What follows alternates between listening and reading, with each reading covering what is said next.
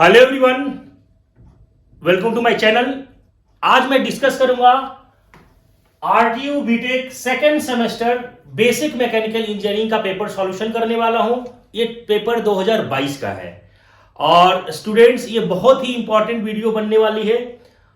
आप इस वीडियो में लास्ट तक बने रहिए। आज मैं स्टेप बाय स्टेप एक एक क्वेश्चन को मैं सॉल्व करने वाला हूं, तो आप इसको ध्यान से देखिए। अब मैं बात करता हूं कि इस पेपर के अंदर जो पूछे जाते हैं, टोटल 70 मार्क्स का क्वेश्चन आता है और 3 आवर्स का ये पेपर होता है।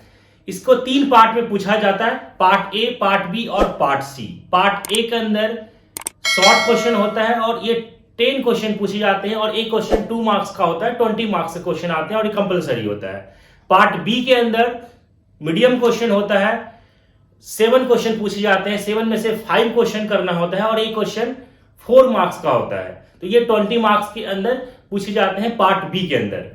अब मैं बात करता हूं पार्ट सी। पार्ट सी के अंदर 5 क्वेश्चन पूछे जाते हैं, 5 में से 3 क्वेश्चन करना होता है और एक क्वेश्चन 10 मार्क्स का होता है।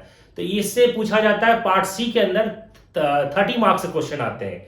तो टोटल ये पेपर जो पूछा जाता है 70 मार्क्स का होता है। आज मैं पार्ट ए सॉल्यूशन करने वाला हूं। इसके अंदर 10 क्वेश्चन है और सारे क्वेश्चन को स्टेप बाय स्टेप सॉल्व करेंगे। तो आइए हम लोग क्वेश्चन देख लेते हैं। क्वेश्चन फर्स्ट कह रहा है ये कि what is industrial engineering, write it scope. Second question है explain the adiabatic system with suitable example. Third question है describe zeroth law of thermodynamics. Fourth question है define steam boiler and write different type of boiler. Question number 5 है define blade velocity coefficient. Question 6 define toughness and brittleness. Question 7, what do you understand by champering and bearing?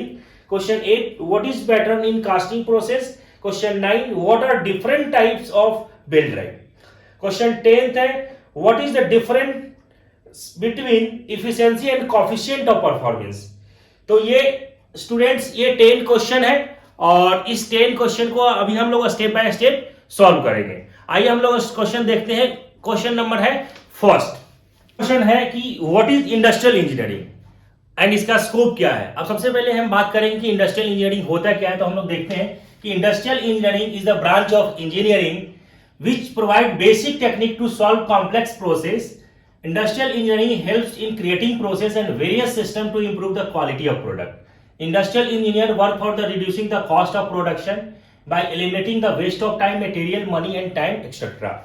Generally हम लोग जब industry के अंदर जो industrial engineers जो होते हैं उनका मेन जो पर्पस होता है कि मैक्सिमम आउटपुट, मिनिमम इन्वेस्टमेंट के अंदर, मिनिमम खर्च के अंदर मैक्सिमम आउटपुट कैसे हम प्रोड्यूस कर सकते हैं। तो ये इंडस्ट्रियल इंजीनियरिंग का काम होता है। Industrial engineers also work in the field of safety management, आपका supply chain management, project management, operation and research management, different types of field के अंदर ये वर्क करता है। अब मैं बात करता हूं कि इसका स्कोप क्या है। तो scope of industrial engineering first है selection the process and assembling method. Next है आपका selection of design and tool and equipment. Third है development of time standard, costing and performance. Fourth है परफॉर्मेंस एवोल्यूशन। बहुत सारे इसके स्कोप है industrial engineers के। तो हम लोग इसके अंदर इस तरीके से हमें लिखना है। अब मैं बात करता हूं सेकंड क्वेश्चन। सेकंड क्वेश्चन ये कर रहा है कि explain the adiabatic system with example. सबसे पहले हम लोग जानते हैं कि एडियाबैटिक सिस्टम क्या होता है। एडियाबैटिक सिस्टम को ही हम लोग बोलते हैं आइसोलेटेड सिस्टम बोलते हैं। एडियाबैटिक सिस्टम या इसी को हम लोग बोलते हैं isolated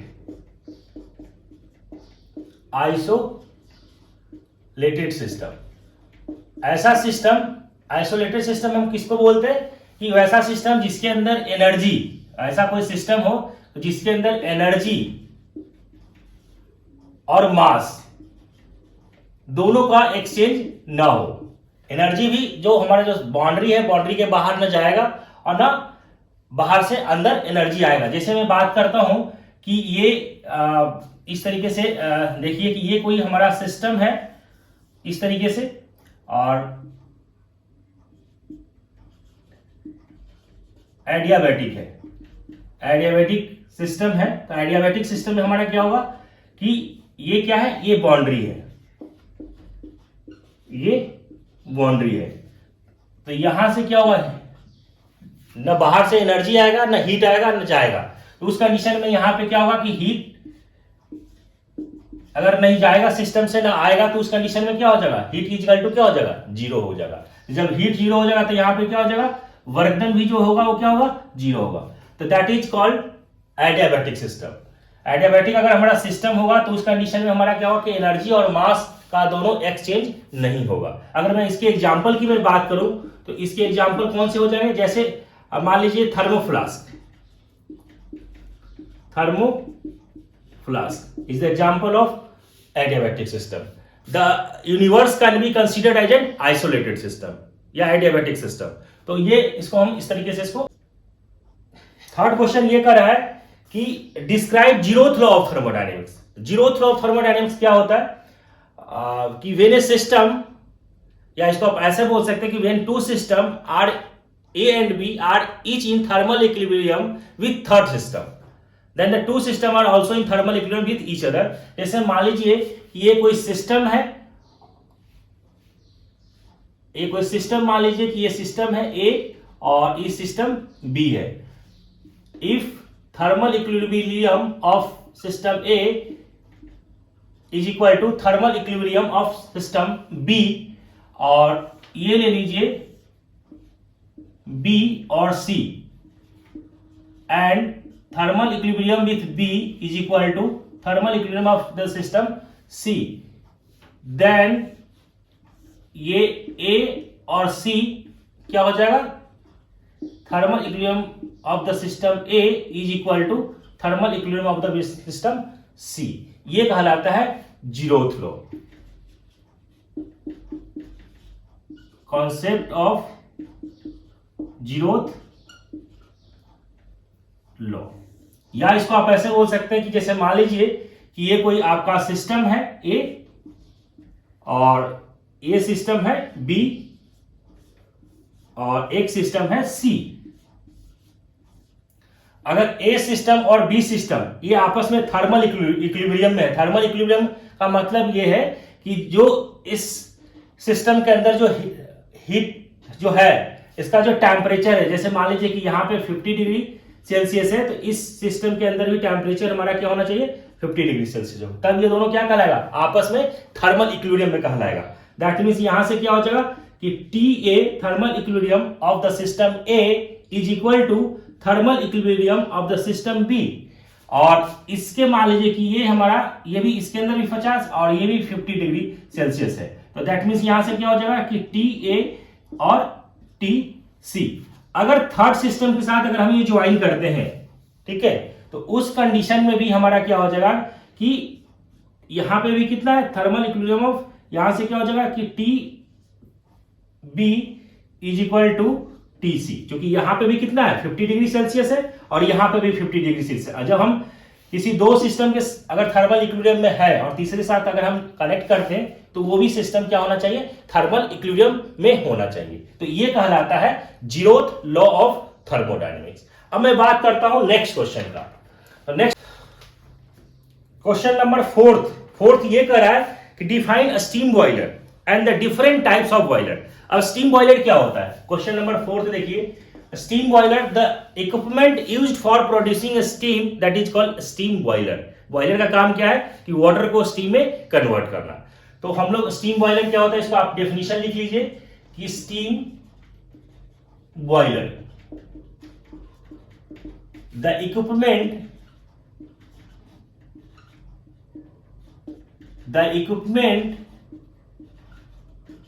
used for producing steam is called steam boiler। अब मैं बात करता हूं, इसके अंदर ये भी क्वेश्चन पूछ रहा है कि डिफरेंट टाइप ऑफ बॉयलर, कितने तरीके का बॉयलर होता है। According to hot gases and water के बिहाफ पे, according to hot gases and water, इसके बिहाफ पे जो डिफाइन किया गया है, there are two types of boiler एक होता है फायर ट्यूब बॉयलर, क्या होता है, फायर ट्यूब बॉयलर, और दूसरा होता है water tube boiler, water tube boiler.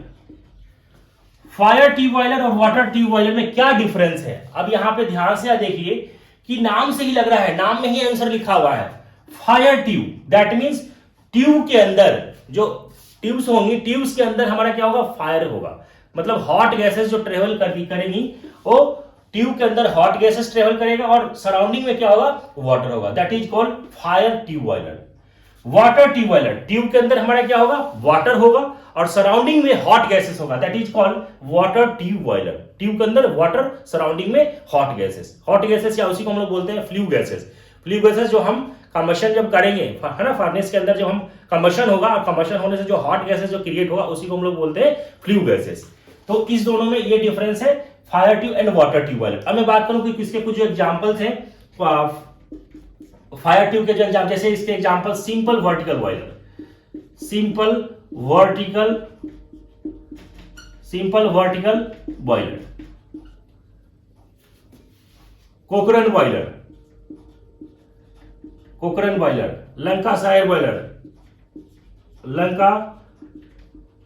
Boiler, Cornish boiler, locomotive boiler,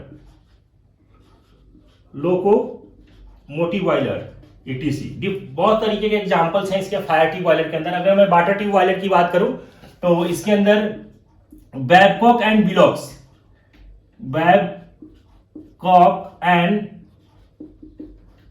विलोक्स boiler, Stirling boiler,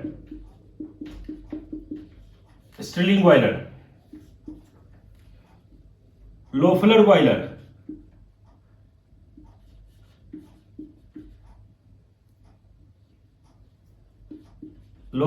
हो गया, विलोक्स बॉयलर,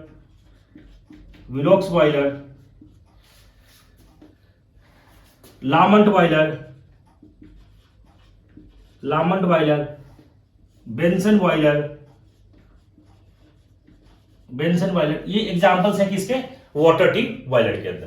तो आपको शॉर्ट क्वेश्चन के अंदर पूछा गया है 2 मार्क्स में, तो सफिशिएंट है आपको लिखने के लिए। अब मैं बात करता हूं नेक्स्ट क्वेश्चन की तरफ। क्वेश्चन नंबर 5 का रहा है कि define blade velocity coefficient. Blade velocity coefficient क्या होता है? ये रेशियो को आइडेंटिफाई करता है कि it is the ratio of relative velocity of a steam at outlet tip of the blade to the relative velocity of a steam at inlet tip of the blade. तो ये ratio को define करता है blade velocity coefficient. अब मैं बात करता हूं क्वेश्चन नंबर 6 का।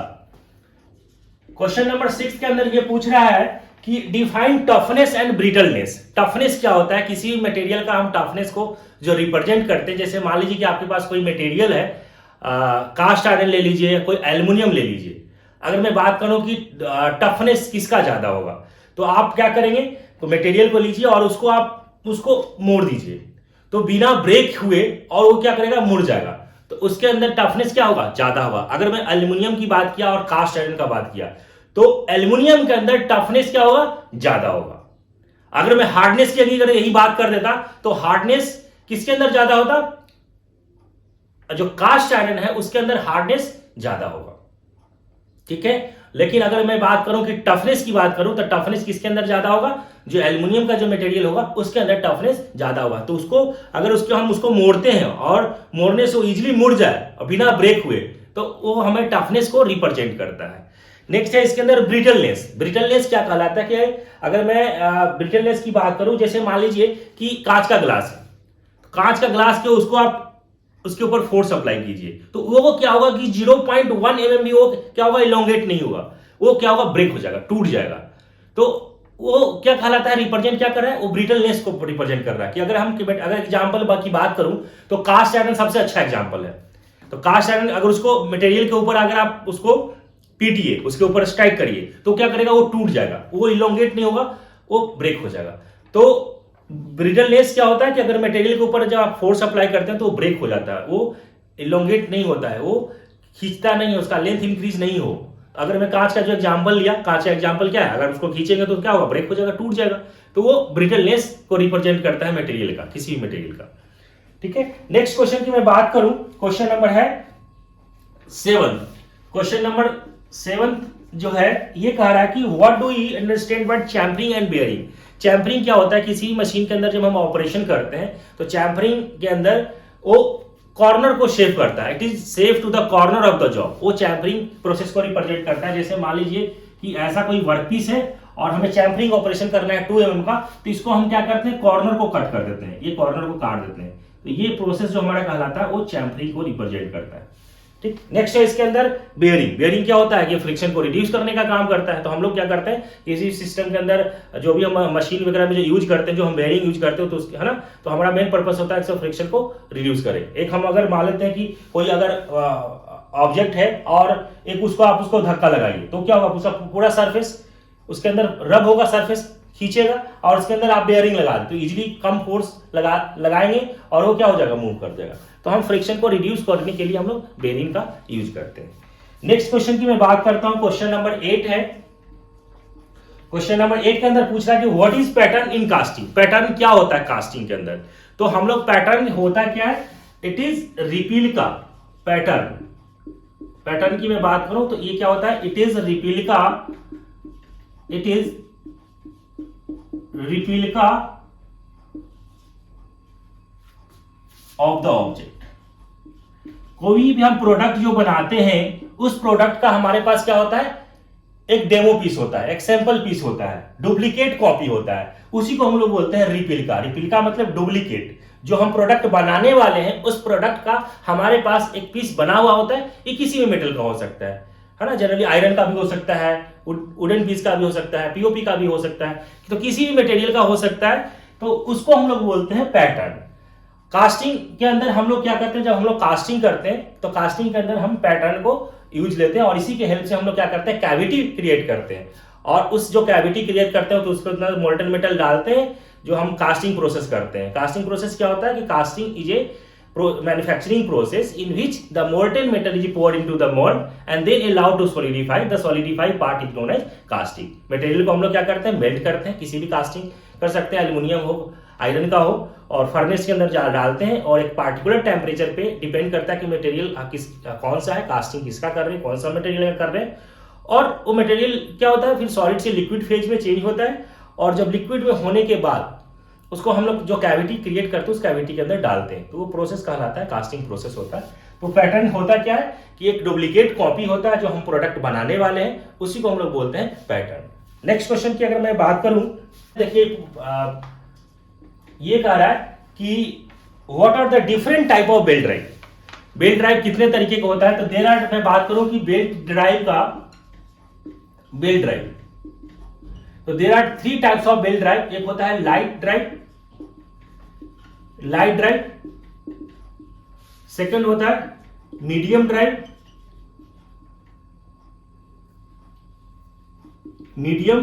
ड्राइव, और थर्ड होता है heavy drive. Light drive belt generally हम लोग जो यूज किया जाता है, स्मॉल पावर का जहां रिक्वायरमेंट होता है तो वहां पे लाइट ड्राइव को यूज करते हैं। इसका कहां पे यूज करते हैं, जहां पे स्मॉल पावर का रिक्वायरमेंट होता है। जनरली स्पीड जो होता है बेल्ट का, जो स्पीड होता है वो स्पीड जो होता है बेल्ट का वो अप टू 10 मीटर पर सेकेंड। इसका जनरली हम बेल्ट का जो हम जनरली लाइट ड्राइव जो यूज करते हैं वो कहां पे यूज किया जाता है, वो एग्रीकल्चर मशीन के अंदर यूज किया जाता है। एग्रीकल्चर मशीन्स में हम लोग इसको यूज करते हैं लाइट ड्राइव बेल्ट का। मीडियम ड्राइव बेल्ट हम लोग कहां पे यूज करते हैं, जहां पे moderate amount power can be transmitted.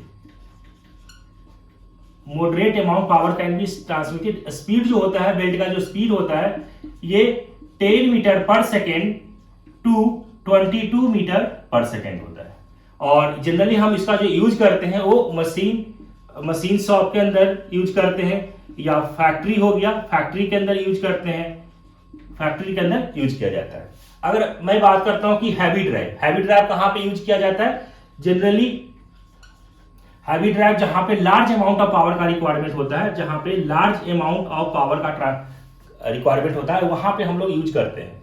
अगर मैं बात करूं कि ये स्पीड जो होता है, बेल्ट का जो स्पीड होता है, ये अप टू, या इसको आप ऐसे लिखें कि मोर देन 22 मीटर पर सेकेंड, मोर देन 22 मीटर पर सेकेंड, 22 मीटर पर सेकेंड से ज्यादा होता है। अगर मैं बात करूं कि इसका जनरली जो हम लोग यूज करते हो कहां पे यूज होता है, जैसे आपका कंप्रेशर हो गया, कंप्रेशर क्रेन है ना, ETC, वहां पे हम लोग यूज करते हैं हैवी ड्राइव बेल्ट का। तो generally there are 3 types of belt drive होता है ना, इसके अंदर लाइट ड्राइव, मीडियम ड्राइव और हैवी ड्राइव। तो इसको आपको इस तरीके से लिखना है। क्वेश्चन नंबर 10th है। 10th में यह कह रहा है कि what is the difference between efficiency and coefficient of performance. Efficiency, किसी भी सिस्टम का इफिशिएंसी और कोएफिशिएंट ऑफ परफॉर्मेंस में क्या डिफरेंस है। तो सबसे पहले आपको एक इस तरीके से आइडेंटिफाई करना है। एक साइड आप लिखे इफिशिएंसी और एक साइड लिखे आप कोएफिशिएंट ऑफ परफॉर्मेंस। अगर मैं बात करूं किसी भी सिस्टम का इफिशिएंसी, तो किसी भी सिस्टम का जो हम इफिशिएंसी निकालते हैं उसको ईटा से डिनोट करते हैं। ये क्या होता है, output, it is the ratio of output to input, output divided by input. अगर इसकी भी इफिशिएंसी की बात करें तो सिंपल होता है output divided by input. Next, अगर मैं सेकेंड डिफरेंस की बात करें इसके अंदर, तो it is the ratio of work done divided by input. इसका इफिशिएंसी की मैं बात करूं, अगर मैं सिंपल बात करूं, कोएफिशिएंट ऑफ परफॉर्मेंस निकालेंगे तो कोएफिशिएंट ऑफ परफॉर्मेंस, ठीक है, कोएफिशिएंट, अगर मैं रेफ्रिजरेटर की बात कर रहा हूं, क्योंकि coefficient of performance for refrigerator, तो रेफ्रिजरेटर का काम क्या होता है, ठंडा करना, कूल करना। तो अकॉर्डिंग टू हम लोग Clausius second law of statement पढ़ते थे कि the heat can not be flow from low temperature body to the higher temperature body without any external source. कभी भी हीट का जो ट्रांसफॉर्मेशन होता है वो हायर टू लोअर होता है, लोअर टू हायर नहीं होता है temperature, lower higher temperature to higher temperature की तरफ नहीं जाता है। अगर लोअर से हायर की तरफ करना होगा हीट का ट्रांसफॉर्मेशन, तो उसके लिए हमें कोई सिस्टम लगाना पड़ेगा, कोई सोर्स लगाना पड़ेगा। तो हम लोग क्या करते हैं कि कोएफिशिएंट ऑफ, अगर मैं परफॉर्मेंस रेफ्रिजरेटर की बात करता हूं, तो जैसे मान लीजिए कि रेफ्रिजरेटर, ये क्या है आपका रेफ्रिजरेटर है, और यहां पे मान लीजिए कि ये क्या है, हीट सोर्स है, हीट सोर्स, और इसका टेम्परेचर मान लीजिए T1 है, और ये आपका क्या है, सिंक है, ये क्या है, लोअर टेम्परेचर है, लो टेम्परेचर हो गया, और ये क्या है आपका हायर टेम्परेचर है। ये क्या है आपका वर्क इनपुट है, इसका टेम्परेचर आप T2 ले लीजिए, Q2 और Q1। अगर मैं बात करूं कि कोएफिशिएंट ऑफ परफॉर्मेंस, तो वर्क यहां से क्या हो जाएगा, देखिए आप Q2 plus W work input equal to Q1, तो वर्क इनपुट यहां से क्या हो जाएगा, Q1 माइनस Q2। अगर हम जो निकालते हैं COP, अगर COP ऑफ इसके लिए हम निकालते हैं तो इसका फॉर्मूला जो होता है कि heat extracted at low temperature, it is the ratio of heat extracted at low temperature to the work input.